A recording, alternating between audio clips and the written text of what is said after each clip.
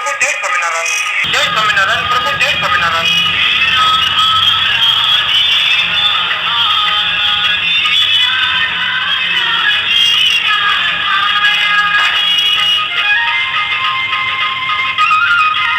तो भाग्य का लिखा होकर ही रहेगा। एक समय की बात है कि एक बहुत ही ज्ञानी पंडित था। वह अपने एक बचपन के घनिष्ठ मित्र से मिलने के लिए किसी दूसरे गांव जा रहा था, जो कि बचपन से ही गूंगा वह एक पैर से अपाहिज था। उसका गांव काफी दूर था और रास्ते में कई और छोटे छोटे गांव भी पड़ते थे। तो पंडित जी अपने धुन में चला जा रहा था कि रास्ते में उसे एक आदमी मिल गया जो दिखने में बड़ा ही हष्ट पुष्ट था। वह भी पंडित जी के साथ ही चलने लगा। पंडित जी ने सोचा कि चलो अच्छा ही है, साथ साथ चलने से रास्ता जल्दी कट जाएगा। तो पंडित जी ने उस आदमी से उसका नाम पूछा। तो उस आदमी ने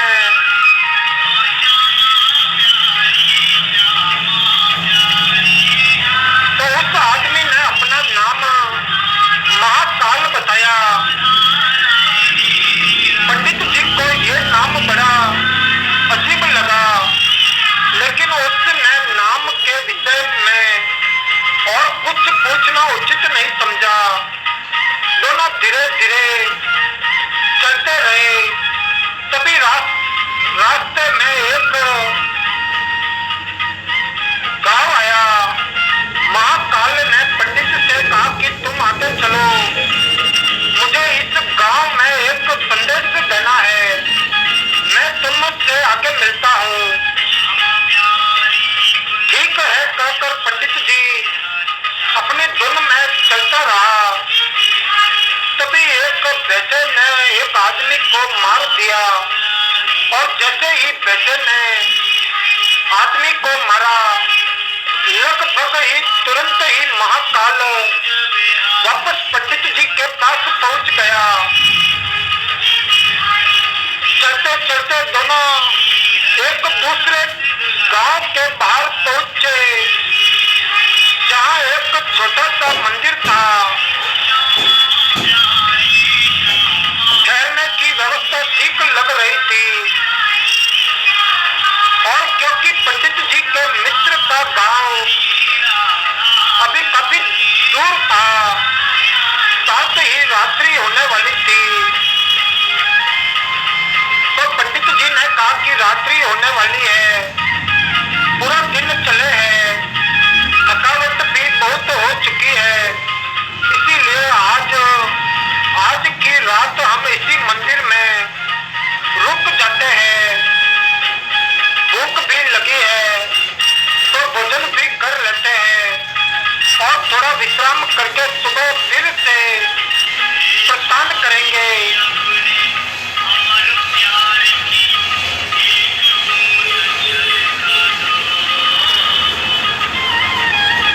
महाकाल ने जवाब दिया, ठीक है, लेकिन मुझे इस गांव में किसी को कुछ सामान देना है, तो मैं देकर आता हूँ।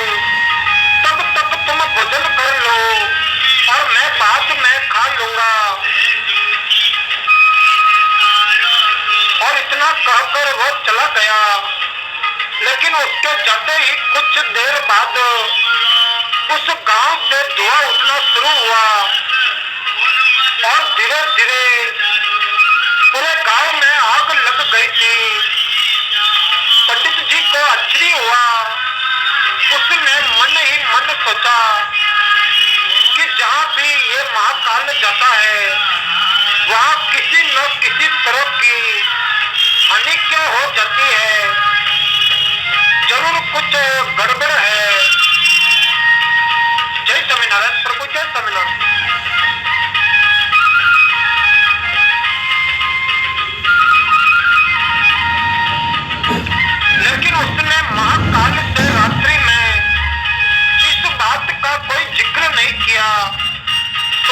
ने फिर से अपने गमन कृत्य की ओर चलना शुरू किया। कुछ देर बाद एक और गांव आया और महाकाल ने फिर से पंडित जी से कहा कि पंडित जी आप आगे चले, मुझे इस गांव में भी कुछ काम है, तो मैं आपसे आगे मिलता हूँ।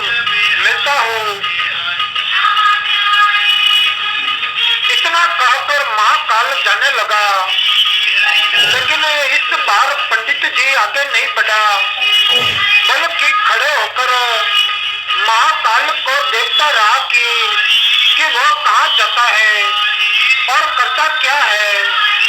सभी लोगों की आवाजें सुनाई देने लगी कि एक आदमी को सांप ने डस लिया और उस व्यक्ति की मृत्यु हो गई। ठीक उसी समय महाकाल फिर से पंडित जी के पास पहुंच गया, लेकिन इस बार पंडित जी को सहन न हुआ। उसने महाकाल से पूछ ही लिया कि तुम जिस गांव में भी जाते हो, वहाँ कोई न कोई नुकसान हो जाता है। क्या तुम मुझे बता सकते हो कि आखिर ऐसा क्यों होता है? महाकाल ने जवाब दिया, पंडित जी आप मुझे बड़े ज्ञानी मालूम पड़े थे, इसीलिए मैं आपके साथ चलने लगा था, क्योंकि ज्ञानियों का संग हमेशा अच्छा होता है। लेकिन क्या सचमुच आप अभी तक नहीं समझे कि मैं कौन हूँ?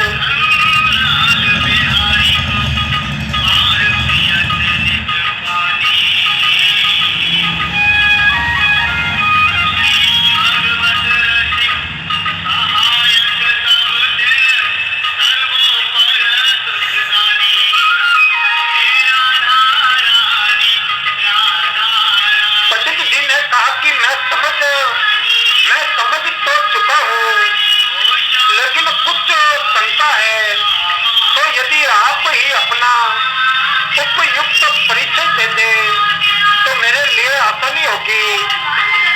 महाकाल ने जवाब दिया कि मैं यमदूत हूँ और यमराज की आज्ञा से उन लोगों के प्राण हरण करता हूँ जिनकी आयु पूर्ण हो चुकी है। हालांकि पंडित जी को पहले से ही इसी बात की शंका थी, फिर भी महाकाल के मुंह से ये बात सुनकर पंडित जी थोड़ा घबरा गया, लेकिन फिर हिम्मत करके पूछा कि अगर ऐसी बात है और तुम सचमुच ही यमदूत हो तो बताओ अगली मृत्यु किसकी है?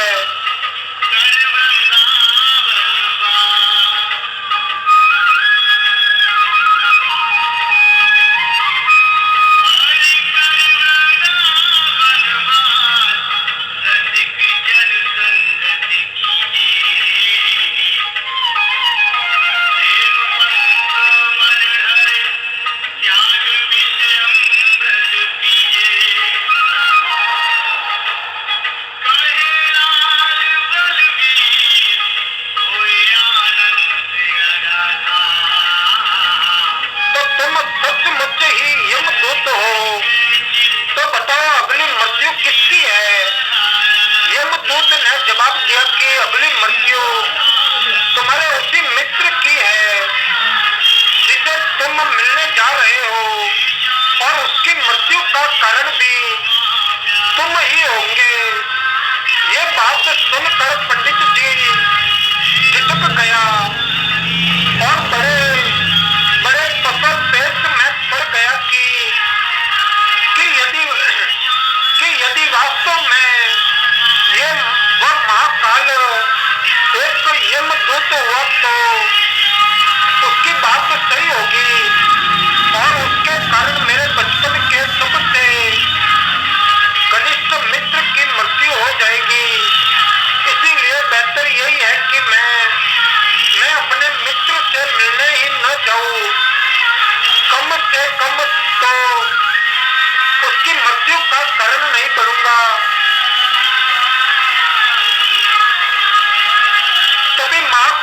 कहा कि तुम जो सोच रहे हो वो मुझे भी पता है, लेकिन तुम्हारे अपने मित्र से मिलने न जाने के विचार से नियति नहीं बदल जाएगी। तुम्हारे मित्र की मृत्यु निश्चित है और वो अगले कुछ ही क्षणों में घटित होने वाली है। तो महाकाल के मुख से ये बात सुनते ही पंडित जी को झटका लगा, क्योंकि महाकाल ने उसके मन की बात जान ली थी, और जो कि किसी सामान्य व्यक्ति के लिए तो संभव ही नहीं थी। फलस्वरूप पंडित जी को विश्वास हो गया कि महाकाल सचमुच यमदूत ही है, इसीलिए वो अपने मित्र की मृत्यु का कारण न बने। इस हेतु वो तुरंत पीछे मुड़ा और फिर से अपने गांव की तरफ लौटने लगा।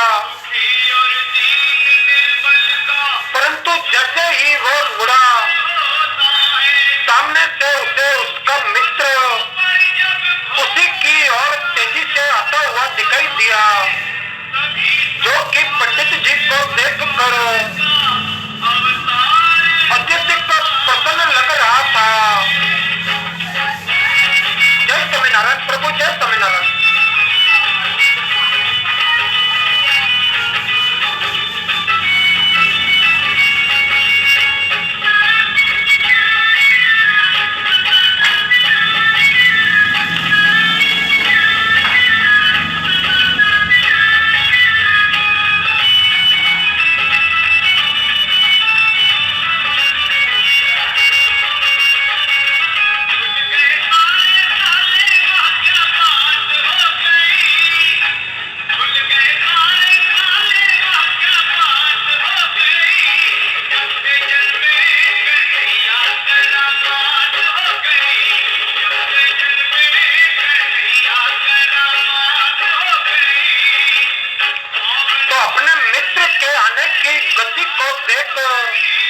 पंडित जी को ऐसा लगा कि जैसे ही उसका मित्र काफी समय से उसके पीछे पीछे ही आ रहा था, लेकिन क्योंकि वह बचपन से ही गूंगा व एक पैर से अपहित था, इसीलिए न तो पंडित तक पहुंच पा रहा था, न ही पंडित जी को आवाज देकर रोक पा रहा था। लेकिन जैसे ही वह पंडित जी के पास पहुंचा, अचानक न जाने क्या हुआ और उसकी मृत्यु हो गई। पंडित जी हक्का बक्का सा आश्चर्य भरी नजरों से महाकाल की ओर देखने लगा, जैसे कि पूछ रहा हो कि आखिर हुआ क्या। उसके मित्र को महाकाल पंडित जी के मन की बात समझ गया और बोला कि तुम्हारा मित्र पिछले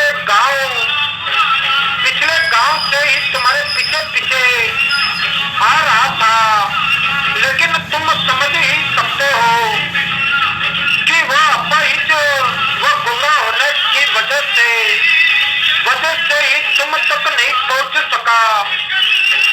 उसने अपनी सारी ताकत लगाकर तुम तक पहुंचने की कोशिश की, लेकिन बुढ़ापे में बचपन जैसी शक्ति नहीं होती शरीर में, इसीलिए हृदयाघात की वजह से तुम्हारे मित्र की मृत्यु हो गई और उसकी वजह हो तुम, क्योंकि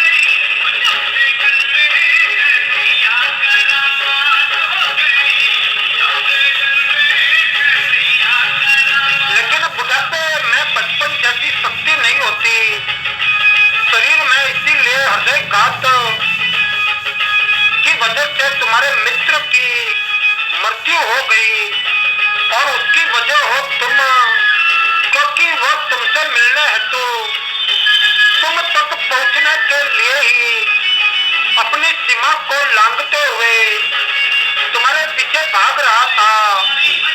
अब पंडित जी को पूरी तरह से विश्वास हो गया कि महाकाल सचमुच ही यमदूत है और जीवों के प्राण हरण करना ही उसका काम है। क्योंकि पंडित जी एक ज्ञानी व्यक्ति था और जानता था कि मृत्यु पर किसी का कोई दोष नहीं चल सकता। वह सभी को एक न एक दिन मरना ही है। इसीलिए उसने जल्दी ही अपने आप को संभाल लिया। लेकिन सहसा ही उसके मन में अपनी स्वयं की मृत्यु के बारे में जानने की उत्सुकता हुई। इसीलिए उसने महाकाल से पूछा कि अगर मृत्यु मेरे मित्र की होनी थी तो तुम शुरू से ही मेरे साथ क्यों चल रहे हो थे?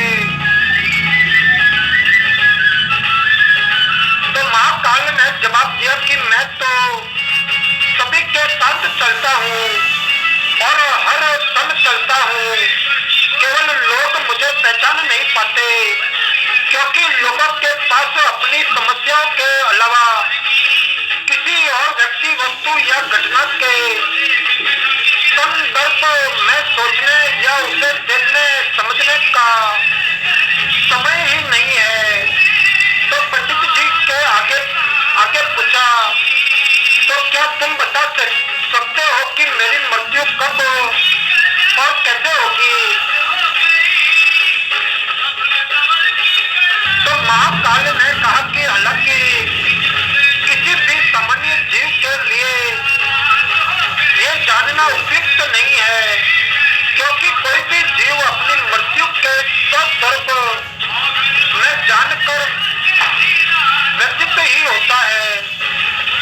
लेकिन तुम ज्ञानी व्यक्ति हो और अपने मित्र की मृत्यु को जितनी आसानी से तुमने स्वीकार कर लिया है, उसे देख मुझे ये लगता है कि तुम अपनी मृत्यु के बारे में जानकर भी व्यथित नहीं होंगे। तो तुम्हारी मृत्यु आज से ठीक 6 महीने बाद आज ही के दिन लेकिन किसी दूसरे राजा के राज्य में फांसी लगने से होगी। और आश्चर्य की बात यह है कि तुम स्वयं खुशी से फांसी को स्वीकार करोगे। इतना कहकर महाकाल जाने लगा क्योंकि अब उसके पास पंडित जी के साथ चलते रहने का कोई कारण नहीं था।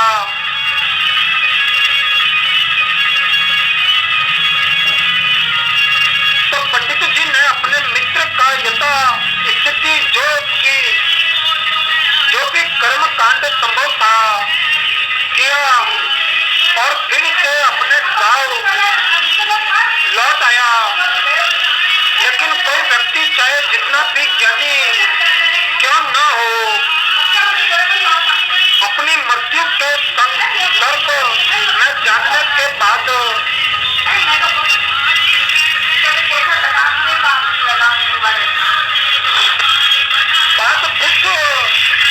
कुछ तो व्यतीत होता ही है।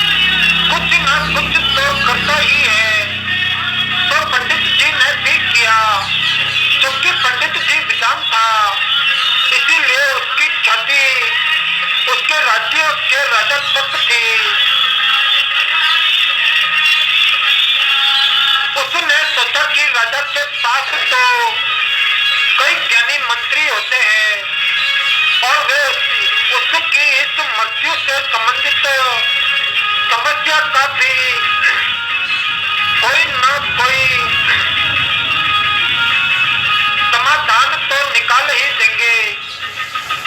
इसीलिए वो पंडित जी राजा के दरबार में पहुंचा और राजा को सारी बात बताई। राजा ने पंडित जी को किस समस्या को अपने मंत्रियों के साथ बांटा और उनसे सलाह मांगी। अंत में सभी की सलाह से ये तय हुआ कि यदि पंडित जी की बात सही है तो जरूर उसकी मृत्यु 6 महीने बाद होगी। लेकिन मृत्यु तब होगी जबकि वह किसी दूसरे राज्य में जाएगा। यदि वह किसी दूसरे राज्य जाए ही न तो मृत्यु नहीं होगी। ये सलाह राजा को भी उपयुक्त लगी तो उसने पंडित जी के लिए महल में ही रहने हेतु उपयुक्त व्यवस्था करवा दी। अब राजा की आज्ञा के बिना कोई भी व्यक्ति उस पंडित जी से नहीं मिल सकता था। लेकिन स्वयं पंडित जी कहीं भी आ जा सकता था ताकि उसे ये न लगे कि वह राजा की कैद में है। हालांकि वो स्वयं ही डर के मारे कहीं आता जाता नहीं था। धीरे धीरे पंडित जी की मृत्यु का समय नजदीक आने लगा और आखिर वह दिन भी आ गया जब पंडित जी की मृत्यु होनी थी। तो जिस दिन पंडित जी की मृत्यु होनी थी उससे पिछली रात पंडित जी डर के मारे जल्दी ही सो गया ताकि जल्दी से जल्दी वो रात और अगला दिन बीत जाए और उसकी मृत्यु टल जाए। लेकिन स्वयं पंडित जी को नींद में चलने की बीमारी थी और इस बीमारी के बारे में वो स्वयं भी नहीं जानता था। इसीलिए राजा या किसी और से इस बीमारी का जिक्र करने अथवा किसी चिकित्सक से इस बीमारी का इलाज करवाने का तो प्रश्न ही नहीं था। तो चूंकि पंडित जी अपनी मृत्यु को लेकर बहुत चिंतित था और नींद में चलने की बीमारी का सारा अवसर तभी पड़ता है जब ठीक से नींद नहीं आ रही होती। तो उसी रात पंडित जी रात को नींद में चलने का दौरा पड़ा। वो उठा और राजा के महल से निकलकर अस्तबल में आ गया क्योंकि वो राजा का खास मेहमान था। इसीलिए किसी भी पहरेदार ने उसे न तो रोका न किसी तरह की पूछताछ की। अस्तबल में पहुंचकर वो सबसे तेज दौड़ने वाले घोड़े पर सवार होकर नींद की बेहोशी में ही राज्य की सीमा से बाहर दूसरे राज्य की सीमा में चला गया।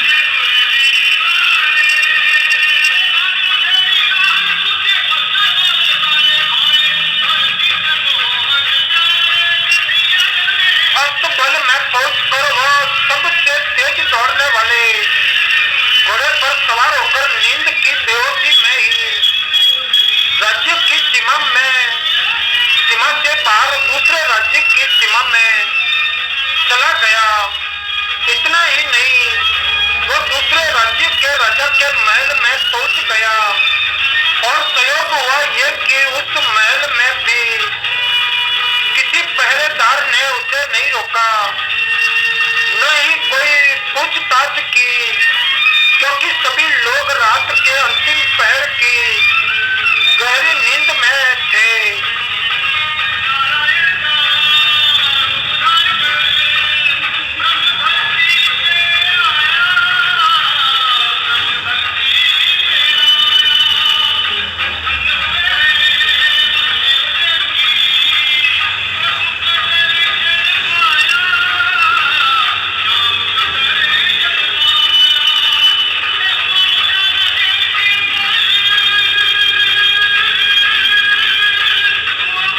तो वह पंडित जी सीधे राजा के शयन कक्ष में पहुंच गया और रानी के एक और उस राज्य का राजा सो रहा था। दूसरी ओर स्वयं पंडित जी जाकर लेट गया। सुबह हुई तो राजा ने पंडित जी को रानी की बगल में सोया हुआ देखा। राजा बहुत क्रोधित हुआ। पंडित जी को गिरफ्तार कर लिया गया और पंडित जी को तो समझ में ही नहीं आ रहा था कि वह आखिर दूसरे राज्य में और सीधे ही राजा के शयन कक्ष में कैसे पहुंच गए।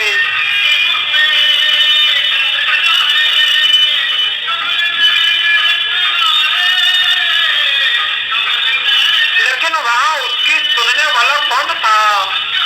राजा ने पंडित जी को राज दरबार में हाजिर करने का हुक्म दिया। कुछ समय बाद राजा का दरबार लगा, जहां राजा ने पंडित जी को देखा और देखते ही इतना क्रोधित हुआ कि पंडित जी को फांसी पर चढ़ा दिए जाने का फरमान सुना दिया।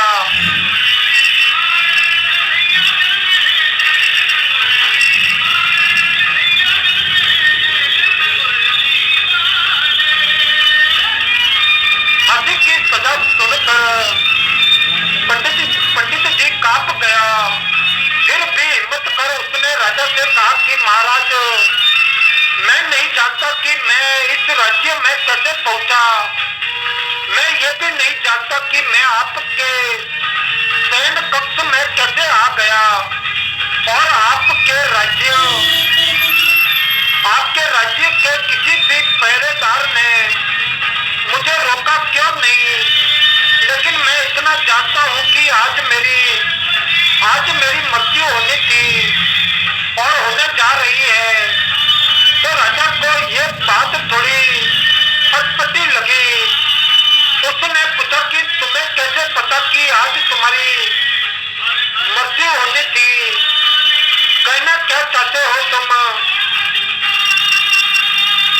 तो राजा के सवाल के जवाब में पंडित जी से पिछले 6 महीनों की पूरी कहानी बता दी और कहा कि महाराज, मेरा क्या किसी भी सामान्य व्यक्ति का इतना साहस कैसे हो सकता है कि वह राजा की उपस्थिति में राजा के ही कक्ष में रानी के बगल में सो जाए। ये तो सरासर आत्महत्या ही होगी और मैं दूसरे राज्य से इस राज्य में आत्महत्या करने क्या आऊंगा।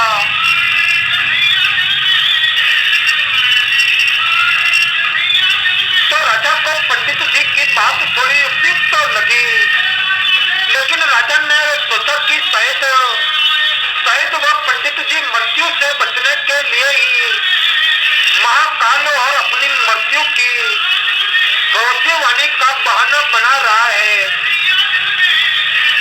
इसीलिए उसने पंडित जी से कहा कि यदि तुम्हारी बात सत्य है और आज तुम्हारी मृत्यु का दिन है, जैसा कि महाकाल ने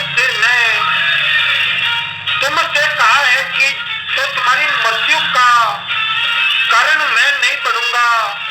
लेकिन यदि तुम झूठ कह रहे हो तो निश्चित ही आज तुम्हारी मृत्यु का दिन है।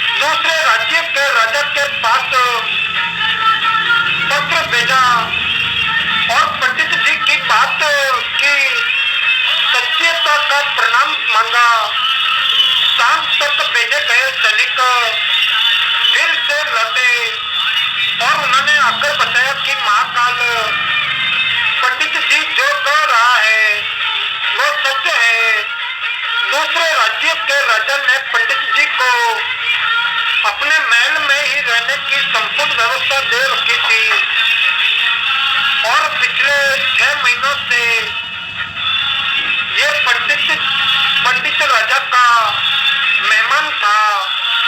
कल रात राजा स्वयं इससे अंतिम बार इसके शयन कक्ष में मिले थे और उसके बाद ये इस राज्य में कैसे पहुंच गया इसकी जानकारी किसी को नहीं है। इसीलिए उस राज्य के राजा के अनुसार पंडित जी को फांसी की सजा दिया जाना उचित नहीं है।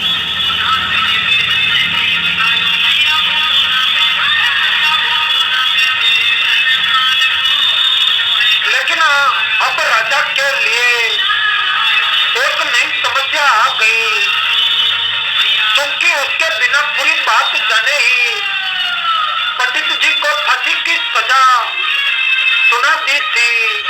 इसीलिए अब यदि पंडित जी को फांसी न दी जाए तो राजा के कत्ल का अपमान हो और यदि राजा द्वारा दी गई सजा का मान रखा जाए तो पंडित जी की बेवजह मृत्यु हो जाए। तो राजा ने अपनी इस समस्या का जिक्र अपने अन्य मंत्रियों से किया और सभी मंत्रियों ने आपस में चर्चा कर यह सुझाव दिया कि महाराज, आप पंडित जी को कच्चे सूत के एक धागे से फांसी लगवा दें। इससे आपके वचन का मान भी रहेगा और सूत के धागे से लगी फांसी से पंडित जी की मृत्यु भी नहीं होगी और जिससे उसके प्राण भी बच जाएंगे। तो राजा को यह विचार उपयुक्त लगा और उसने ऐसा ही आदेश सुनाया। पंडित जी के लिए सूत के धागे का फांसी का फंदा बनाया गया और नियमानुसार पंडित जी को फांसी पर चढ़ाया जाने लगा। सभी खुश थे कि न तो पंडित जी मरेगा न राजा का वचन झूठा पड़ेगा। तो पंडित जी को भी विश्वास था कि सूत के धागे से तो उसकी मृत्यु नहीं ही होगी। इसीलिए वह भी खुशी फांसी चढ़ने को तैयार था। जैसा कि महाकाल ने उसे कहा था,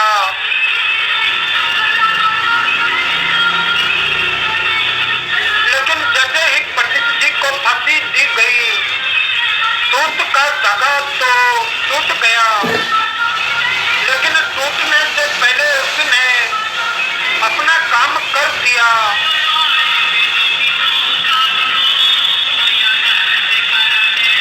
पंडित जी के गले की नस कट चुकी थी उस सूत के धागे से और पंडित जी जमीन पर पड़ा तड़प रहा था। हर धड़कन के साथ उसके गले से खून की फुहार निकल रही थी और देखते ही देखते कुछ ही क्षणों में पंडित जी का शरीर पूरी तरह से शांत हो गया। सभी लोग आश्चर्यचकित हक्के बक्के से पंडित जी को मरते हुए देखते रहे। किसी को भी विश्वास ही नहीं हो रहा था कि एक कमजोर से सूत के धागे से किसी की मृत्यु हो सकती है, लेकिन घटना घट चुकी थी। नियति ने अपना काम कर दिया था और जो होना होता है वो होकर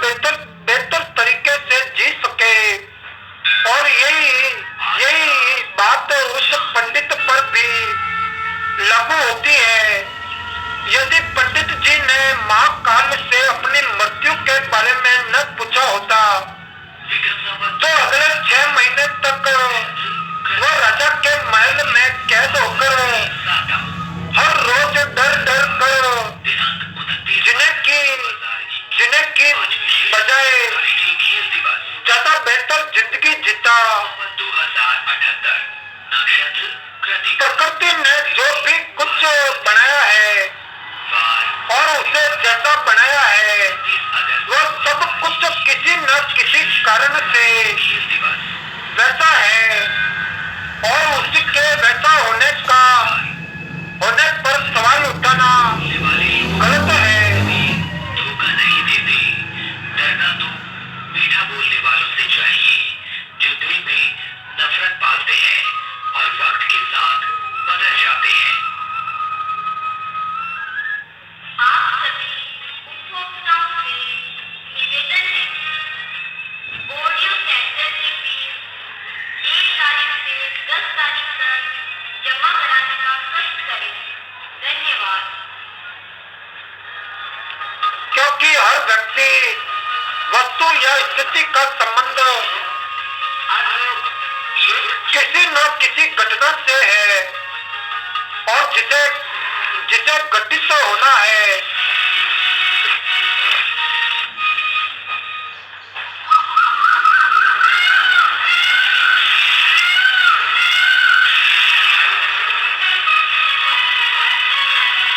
उदाहरण के लिए पंडित जी की मृत्यु का संबंध उसके मित्र से था, क्योंकि यदि वह उसके मित्र से मिलने न जा रहा होता तो उसे रास्ते में महाकाल न मिलता और पंडित जी उससे अपनी मृत्यु से संबंधित सवाल न पूछता। जबकि यदि पंडित जी अपने मित्र से मिलने न जाता और पंडित जी का मित्र बचपन से ही गूंगा व अपाहिज न होता तो उसकी मृत्यु न होती, क्योंकि उस स्थिति में वह अपने मित्र को पीछे से आवाज देकर रोक सकता था। यानी कि बचपन से प्रकृति ने उसे जो अपंगता दी थी उसका संबंध उसकी मृत्यु से था।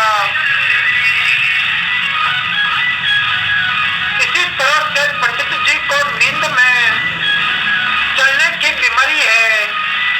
इस बात का पता यदि स्वयं पंडित जी को पहले से होता तो वह इस बात का जिक्र राजा से जरूर करता। परिणाम स्वरूप वह राजा के महल से निकलता तो कोई न कोई पहरेदार उसे जरूर रोक लेता, अथवा राजा ने कुछ ऐसी व्यवस्था जरूर की होती ताकि पंडित जी नींद में उठकर कहीं न जा सके।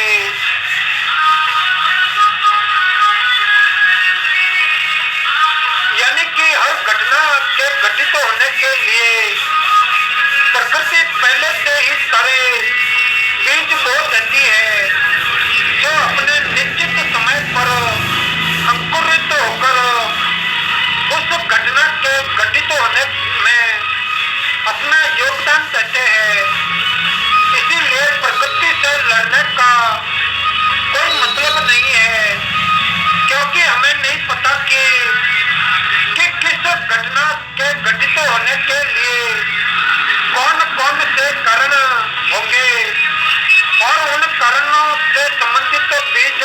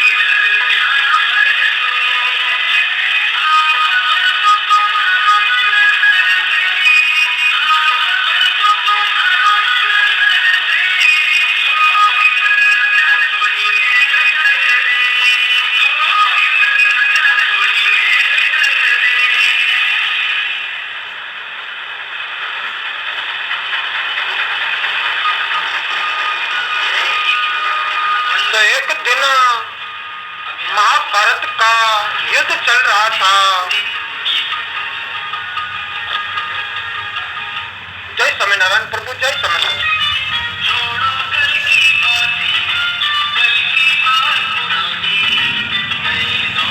महाभारत का युद्ध चल रहा था। एक दिन दुर्योधन के व्यंग से हाथ होकर भीष्म पितामह घोषणा कर देते हैं कि मैं कल पांडवों का वध कर दूंगा। उनकी घोषणा का पता चलते ही पांडवों के शिविर में बेचैनी बढ़ गई। भीष्म जी की समानताओं के बारे में सभी को पता था, इसीलिए सभी किसी अनिष्ट की आशंका से परेशान हो गए। तब श्री कृष्ण जी ने द्रौपदी से कहा कि अभी मेरे साथ चलो। श्री कृष्ण जी द्रौपदी को लेकर सीधे भीष्म पितामह के शिविर में पहुंच गए। शिविर के बाहर खड़े होकर उन्होंने द्रौपदी से कहा कि अंदर जाकर पितामह को प्रणाम करो। द्रौपदी ने अंदर जाकर पितामह भीष्म को प्रणाम किया तो उन्होंने अखंड सौभाग्यवती भाव का आशीर्वाद दे दिया। फिर उन्होंने द्रौपदी से पूछा कि वंश तुम इतनी रात में अकेली यहाँ कैसे आई हो? क्या तुमको श्री कृष्ण जी यहाँ लेकर आए हैं? तब द्रौपदी जी ने कहा कि हाँ, और वे कक्ष के बाहर खड़े हैं। तब भीष्म जी कक्ष के बाहर आ गए और दोनों ने एक दूसरे से प्रणाम किया। तो भीष्म जी ने कहा कि मेरे एक वचन को मेरे ही दूसरे वचन से काट देने का काम श्री कृष्ण जी ही कर सकते हैं। और शिविर से वापस लौटते समय श्री कृष्ण जी ने द्रौपदी से कहा कि तुम्हारे एक बार जाकर पितामह को प्रणाम करने से तुम्हारे पतियों को जीवन दान मिल गया है। अगर तुम प्रतिदिन भीष्म जी, धृतराष्ट्र जी, द्रोणाचार्य जी आदि को प्रणाम करती होती और दुर्योधन, दुशासन आदि की पत्नियों को भी पांडवों को प्रणाम करती होती तो शायद इस युद्ध की नौबत ही न आती।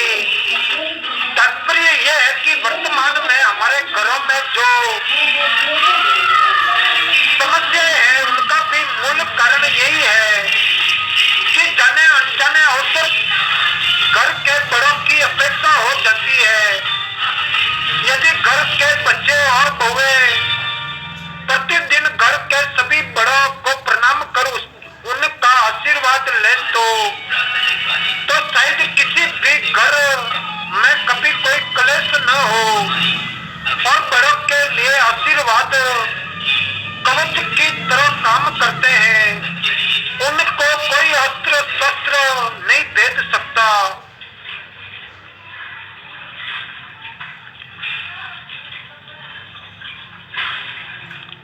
क्योंकि प्रणाम प्रेम है, प्रणाम अनुशासन है, प्रणाम शीतलता है, प्रणाम आदर सिखाता है और प्रणाम से सुविचार आते हैं।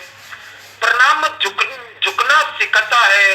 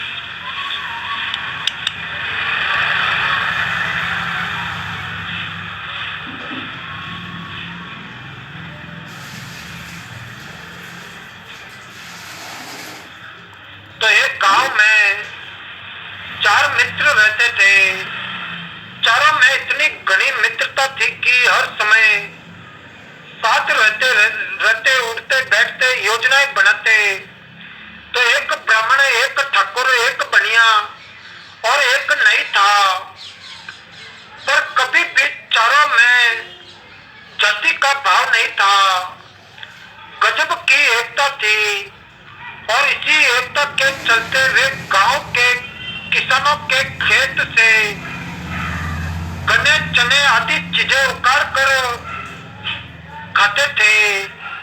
एक दिन इन चारों ने किसी किसान के खेत से चने के झाड़ उखाड़े और खेत में ही बैठकर हरी हरी पत्तियों का स्वाद लेने लगे। तो खेत का मालिक किसान आया, चारों की दावत देखी, उसे बहुत क्रोध आया। उसका मन किया कि लड्डू उठाकर चारों को पीटे, लड्डू उठाकर चारों को पीटे। पर चार के आगे एक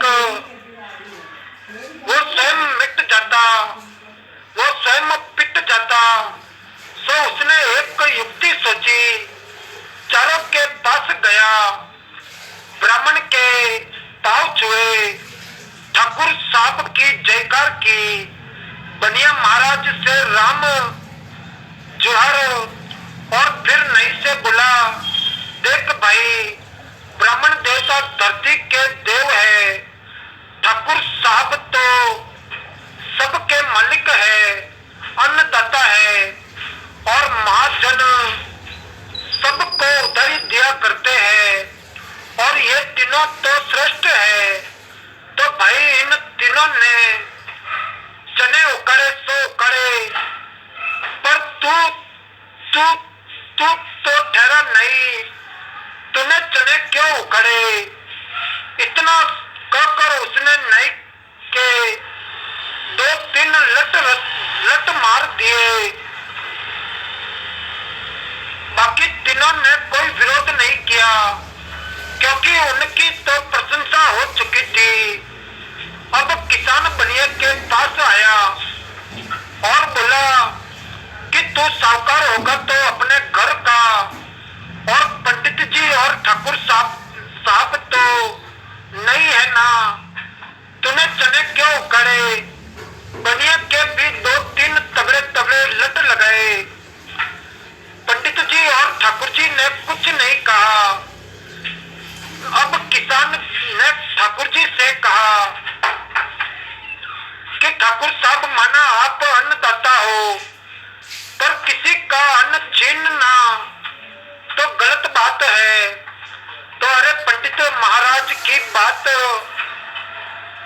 दिगर है, उनके हिस्से जो भी चला जाए दान पुण्य हो जाता है, पर आपने तो बटमारी की तो ठाकुर साहब को भी लट का प्रसाद दिया। पंडित जी कुछ बोले नहीं और बनिया अभी तक अपनी चोट सहला रहे थे। जब ये तीनों पिट चुके तब किसान पंडित जी के पास गया और बोला, माना आप भूदेव है, पर इन तीनों के गुरु घंटाल आप ही है, आपको छोड़ दूं तो ये तो अन्याय होगा। तो दो लट आपके भी पड़ने चाहिए। मार खा चुके बाकी तीनों बोले, हाँ पंडित जी को भी दंड मिलना चाहिए। अब क्या पंडित जी भी पिटे गए? तो किसान ने इस तरह चारों को अलग अलग करके पिटा। किसी ने किसी के पक्ष में कुछ नहीं कहा। उसके बाद से चारों कभी भी एक साथ नहीं देखे गए। कहानी सच्ची लगी हो तो समझने का प्रयास करो, और अगर कहानी केवल कहानी लगी हो तो आने वाले समय के लट तैयार है।